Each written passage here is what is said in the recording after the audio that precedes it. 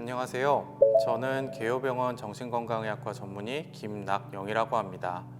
저는 주로 치매와 불안장애를 진료를 보고 있습니다. 오늘은 많은 사람들이 경험할 수 있는 불안장애 중 공황장애에 대해서 같이 이야기를 해보도록 하겠습니다. 공황장애는 무엇일까요?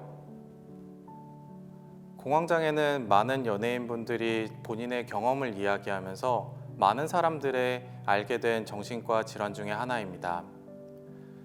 수분 내에 발생하는 불안감과 동시에 극심한 흉통, 토할 것 같은 느낌, 답답한 느낌, 과호흡 등 신체 증상들이 같이 발생하는 질환인데요.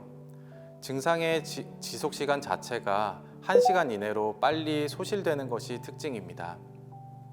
이러한 공황장애는 인구의 5% 정도가 발생할 수 있다고 이야기하며 20대에서 주로 처음 발병하는 것으로 알려져 있습니다. 불안과 공황장애는 연관이 깊은가요? 공황장애를 이해하기 위해서는 불안이라는 감정을 이해할 필요가 있습니다. 불안이라는 감정은 인류가 선사시대부터 가져왔었던 태초에 있었던 감정인데요. 외부의 자극, 위협, 스트레스로부터 우리 스스로를 지키게 만들 수 있는 감정입니다. 이러한 불안장애를 일으키는 요인으로는 코티졸과 같은 아드레날린 호르몬의 증가, 그리고 교감신경계의 과활성화, 그리고 니코틴이나 카페인 같은 물질 사용으로 인해서 발생할 수도 있습니다. 불안장애의 한 종류인 공황장애는 앞서 말씀드린 원인에 의해서도 발생할 수 있습니다. 가족력이 있어서 직계가족 중에 한 분이 계실 경우에 발생 위험도가 4배에서 8배 정도 높아지는 것으로 알려져 있습니다. 그리고 많은 분들이 정신적인 충격이나 트라우마 때문에 공황장애가 발생할 수 있다고 이야기하시는데요. 그렇게 발생하는 경우도 있지만 트라우마나 정신적인 충격이 없는 경우에도 공황장애가 발생할 수도 있습니다. 공황장애의 원인으로 주로 얘기되고 있는 것이 교감신경계의 불균형입니다. 사람의 신경계는 크게 2가지로 나뉘어져 있는데요. 하나는 체성신경계라고 해서 내 의지대로 움직이고 말을 하고 행동하는 그런 신경계가 있습니다. 그리고 2번째는 자율신경계라고 있습니다. 자율신경계는 신체의 생리적인 부분을 담당하는 곳으로서 호흡, 소화, 배설 그런 것들을 조절하는 신경계입니다. 자율신경계도 크게 2가지로 나뉘어 있는데요. 하나는 흥분을 담당하는 교감신경계, 그리고 하나는 안정을 담당하는 부교감신경계가 있습니다. 일상적으로 숨쉬고 심장이 뛰고 소화기관이 움직이고 배뇨작용이 일어나는 것은 자율신경계의 조절을 받기 때문에 저희 마음대로 조절을 하기가 어렵습니다. 한 가지, 호흡을 담당하는 부분은 체성신경계와 자율신경계가 같이 작용할 수 있기 때문에 이 부분 굉장히 중요합니다. 다음에 치료 부분에서 다시 말씀드리도록 하겠습니다. 공황장애는 어떤 증상으로 나타날까요? 생리적인 작용을 하면서 자율신경계의 부교감신경과 교감신경이 서로 균형을 맞추면서 지내게 되는데 어느 순간에 갑작스럽게 이 2 신경의 균형이 깨지는 순간이 발생할 수 있습니다. 그런 경우 갑자기 쿵 내려앉는 느낌이 든다거나 가슴이 두근두근 되는 느낌이 들 수 있고 갑자기 어지러운 느낌도 들 수 있습니다. 실제로 저도 가끔 그런 느낌이 드는데요. 이러한 신체 증상들은 정상인들에게서도 많이 느끼게 되고 별다른 문제 없이 그리고 또 특별한 진단 없이 넘어가게 되는 경우가 대부분입니다. 하지만 공황장애에서는 앞서 말씀드린 신체 증상을 오해해서 나 죽는 거 아니야? 몸에 큰일 난 거 아니야? 큰 병 난 거 아니야? 하면서 불안감을 올리게 됩니다. 이러한 불안감 때문에 교감신경이 과활성화되게 되고 자율신경계의 불균형이 발생하면서 불안이 더 증가하게 되고 본인의 신체 증상을 더 크게 생각하게 되면서 악순환에 들어가게 됩니다. 이러한 악순환의 고리에 따라 불안감이 점점 증가하는 상황이 발생하게 되고 이런 것들이 공황 발작으로 이어지게 됩니다. 공황장애 진단은 어떻게 할까요? 안타깝게도 공황장애를 진단할 수 있는 검사는 없습니다. 하지만 증상에 대해서 정신건강의학과 전문의와의 면담을 통해 진단을 내릴 수 있습니다.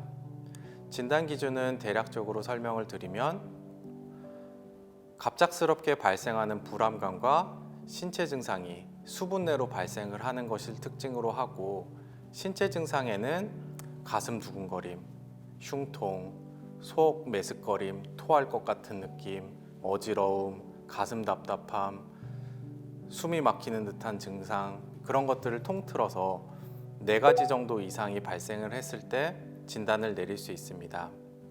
그리고 또한 이러한 발작적인 증상이 나타났을 때 이것에 대한 예기 불안이 있고 그러한 예기 불안, 불안감 때문에 일상생활에 어려움이 있을 경우에 진단을 내릴 수 있습니다. 하지만 공황장애는 20, 30대의 젊은 사람들이 발생하는 질환이어서 노인층에서는 흔하게 발생하지 않습니다. 그래서 60대 이상의 노인에서 이러한 공황 증상이 나타난다거나 공황 발작이 발생을 하였을 때는 호르몬계의 이상이나 뇌의 기질적인 문제가 발생할 수 있기 때문에 내분비내과의 진료 아니면은 뇌 MRI 등을 통해 기저질환을 확인해 볼 필요가 있습니다. 공황장애는 어떻게 치료하나요? 치료는 약물치료와 인지행동치료를 병행하게 됩니다. 우선 약물치료에 대해서 설명드리겠습니다. 크게 2종류의 약을 사용하게 되는데요. 하나는 항우울제, 그리고 하나는 항불안제, 흔히 말하는 안정제를 사용하게 됩니다. 사람들이 안정제를 사용하는 것에 대해서 많이 불안해하고 의존성이 생길 것에 대해서 많이 걱정을 하시는데요. 이러한 걱정들에 대해서 정신과 의사들도 많은 생각을 하고 최소한으로 사용을 하려고 노력하고 있습니다. 항우울제를 기본으로 사용을 하게 되는데 항우울제를 사용을 했을 때 그 약의 항불안 작용, 불안함을 낮추는 작용이 일어날 때까지 최소 2주에서 길게는 수개월이 걸릴 수도 있습니다. 그 기간 동안 환자분들은 계속 불안감을 경험하게 되고 공황 발작이 계속 지속이 될 수 있습니다. 이것을 미연에 방지하기 위해서 항불안제, 안정제를 같이 사용을 하게 됩니다. 항불안제를 사용하는 이유는 항우울제가 효과가 나기 전까지 시간을 벌고 환자가 안정적으로 불안감을 없이 지낼 수 있도록 하기 위함입니다. 항우울제를 어느 정도 쓰면서 그 효과가 어느 정도 올라왔다고 판단이 되면 항불안제를 조금씩 줄이게 됩니다. 그래서 점차 줄이게 되고 마지막에는 필요할 때 내가 이런 공황 증상이 나타날 것 같을 때만 복용하는 그런 정도로 복용을 하게 되고 그 이후에는 아예 복용을 하지 않을 정도도 됩니다. 그리고 필요시에 드실 수 있는 안정제를 들고 다니시는 것만으로도 불안함이 굉장히 낮아져서 불안 발작을 낮춰줄 수 있는 효과를 볼 수 있습니다. 그래서 마지막에는 항우울제만 계속 꾸준히 사용을 하게 되는데요. 한 1년 정도 약물을 사용하면서 별다른 공황 발작이나 불안감이 없을 경우에는 약을 서서히 감량하여 치료를 종결할 수 있습니다. 인지행동 치료는 어떻게 작용하는 걸까요? 사람들이 행동하고 생각하고 감정을 느끼는 것은 일정 부분의 구조가 있습니다. 외부에서 들어오는 자극을 내가 스스로 생각을 하고 그 생각을 통해 감정이 변화하게 되고 그러한 감정을 통해 행동이 변화하게 되고 이렇게 연결고리가 있는데요. 이러한 연결고리 중에서 부적응적이고 내가 잘못 생각하거나 오해하고 있는 부분을 전문의와 함께 상의하면서 일깨워 나가는 부분이 인지행동 치료라고 할 수 있습니다. 공황장애는 불안의 반응, 느낌, 그리고 생각들을 교정을 함으로써 본인이 어떠한 상황에 대해서 불안을 가지고 있는지, 어떤 증상에 대해서 걱정을 하고 있는지, 그것에 대해서 어떠한 해석을 하고 있는지, 그것을 판단하게 하고 본인 스스로 깨닫게 하고, 그래서 치료적인 효과를 낼 수 있도록 하게 됩니다. 공황장애는 완치가 가능할까요? 앞서 말씀드린 인지행동 치료와 약물 치료를 병행하면서 복식호흡 그리고 이완법 등을 같이 하면은 조금 더 좋은 효과를 낼 수 있습니다. 아까 전에도 말씀드렸다시피 호흡 관련한 것은 체성신경계와 자율신경계가 동시에 작용하기 때문에 내 스스로 어느 정도 의지적으로 조절을 할 수 있거든요. 그래서 공황 발작이 있다거나 불안감이 있을 때 숨을 깊게 마시면서 심호흡을 하고 그러면서 불안감을 낮출 수 있습니다. 이렇게 약물 치료, 인지행동 치료를 병행하면서 나는 괜찮아. 공황 증상이 있어도 괜찮네. 불안감이 있어도 괜찮네. 이거 별거 아니구나. 그런 걸 느끼면서 공황 발작이 없는 기간이 1년 넘게 지속이 될 경우에 점차 약을 줄이면서 치료를 종결할 수 있게 됩니다. 마지막으로 공황장애에서 가장 중요한 부분을 요약을 해드리도록 하겠습니다. 제 개인적으로는 행동, 감정, 생각들은 패턴이라고 생각을 합니다. 공황 발작과 같은 갑작스러운 죽을 것 같은 공포, 불안감, 그런 것들이 계속 반복이 되다 보면 불안감이 습관화되어서 나는 불안하지도 않고 별 문제 없는데 습관적으로 불안하게 느끼는 경우가 발생할 수 있습니다.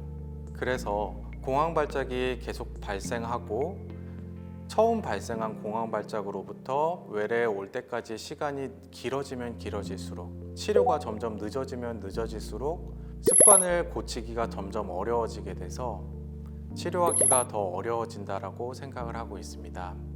그래서 이러한 신체적인 증상 그리고 불안함 때문에 걱정이 많으신 분들이라면 가볍게 정신건강의학과 외래를 방문하여서 상담을 받아보시는 것이 도움이 될 것 같습니다.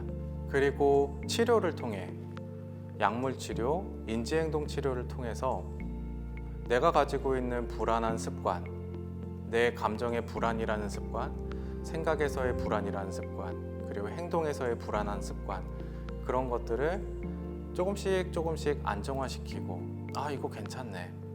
별건 아니었네. 이런 불안감이 있어도 괜찮구나.